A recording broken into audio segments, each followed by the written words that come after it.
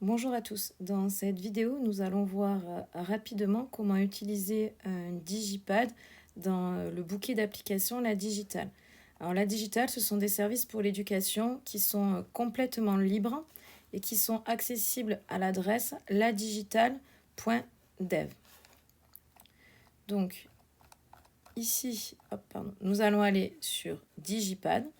Nous allons appuyer sur Utiliser. Alors, j'ai déjà un compte, donc cela me propose de le créer dans mon compte. Si vous n'en avez pas, il est tout de même possible de créer un digipad. On vous demandera juste une question secrète pour réaccéder à l'administration du digipad. Mais je vous conseille de créer un compte, comme ça vous les retrouverez tous.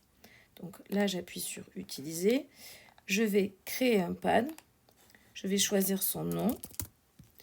Je vais appuyer sur Créer. Donc ici, on obtient le mur sur lequel on va pouvoir effectuer les postes. Avant de commencer à l'utiliser, on va se préoccuper des réglages. Donc on appuie ici sur la roue dentelée. On peut, si on le souhaite, changer le nom, récupérer le lien ou le QR code. Gérer les administrateurs, c'est-à-dire ceux qui ont tous les droits sur le pad. On peut choisir les accès. Donc public, c'est tout le monde avec l'adresse que l'on a indiquée au-dessus a accès au pad, peut le voir. Privé, il n'y a que vous. Protégé, c'est protégé par un mot de passe.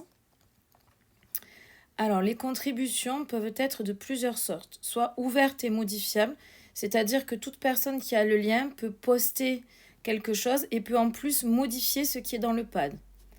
Elles peuvent être ouvertes. Toute personne qui a le lien peut poster mais ne peut pas modifier ce qu'il y a dans le pad. Elles peuvent être modérées. Cela signifie que vous devrez valider les contenus qui vont être proposés par les gens qui participent à votre pad. Elles peuvent être fermées, c'est-à-dire là, il n'y a que vous, administrateur, qui pouvez poster des messages à l'intérieur. Vous pouvez choisir la disposition, soit en mur, c'est-à-dire on va y avoir un post ici, puis un post à côté, ainsi de suite, soit en flux vertical, comme sur Facebook, si vous aviez des posts les uns en dessous des autres, ou en colonne. Là, vous allez du coup pouvoir ordonner par catégorie les posts qui sont faits sur votre mur. L'ordre des capsules peut être croissant ou décroissant. Alors, on parle de la date quand on dit croissant ou décroissant. Vous pouvez gérer la largeur. Vous pouvez choisir un arrière-plan. Et là, vous avez tout plein de petits menus que je vous laisserai consulter, qu'on ne va pas détailler dans cette vidéo. Donc, maintenant que les réglages sont faits, je vais pouvoir utiliser mon pad. Donc, ici, déjà, je vais pouvoir donner un titre à ma première colonne. Donc, ici, par exemple, je vais l'appeler colonne 1. Je vais pouvoir en créer une seconde, donc colonne 2. Et vous voyez, au-dessous de chaque colonne, je peux ajouter des postes. Donc ici, on va en ajouter un. On me demande tout d'abord un titre. On va pouvoir ensuite, si on le souhaite, ajouter du texte.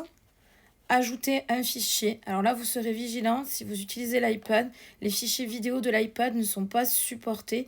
Il faut poster la vidéo, par exemple, sur YouTube et mettre le lien ici. Chose intéressante, quand vous mettez une vidéo YouTube, ici, la pub est enlevée. Une fois que tout est prêt, vous pouvez valider. Juste une petite remarque ici, capsule privée, cela signifie que seul vous, administrateur, pouvez la voir. Ça peut être utile si vous avez préparé toute une séquence de cours et que vous souhaitez faire apparaître les choses au fur et à mesure. Donc là, pour tester, je vais la mettre en privé. Je vais faire ici valider. Et vous voyez, elle est entourée tout en rouge. Si maintenant, je vais la modifier ici en appuyant sur le petit crayon. Voilà. Ici, je vais la repasser en visible par toute personne. Je valide.